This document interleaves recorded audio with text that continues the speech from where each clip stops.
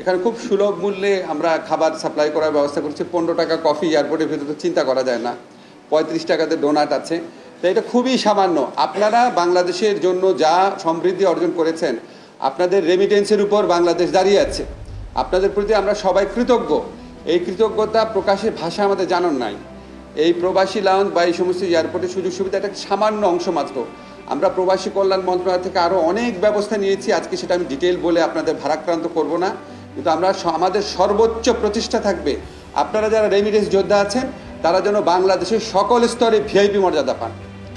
এবং আপনাদের যত রকম অভিযোগ আছে, দুর্ভোগ আছে, আমরা জানি আপনাদের অনেক কমপ্লেন আছে, পাসপোর্ট পাওয়া নিয়ে সমস্যা আছে। কালকে স্যারের সাথে আমি কথা বলেছি, দরকার হলে আমরা সৌদি আরবে পাসপোর্ট ছাপানোর ব্যবস্থা করব। আমাদের একটু সময় লাগবে, ইনশাল্লাহ আপনাদের সমস্ত রকম দুর্ভোগ আমরা মোকাবেলা করব। আপনারা যেন ফিল করেন যে আপনারা বাংলাদেশে অত্যন্ত সম্মানিত একজন মানুষ, এটা আপনারা প্রাপ্য।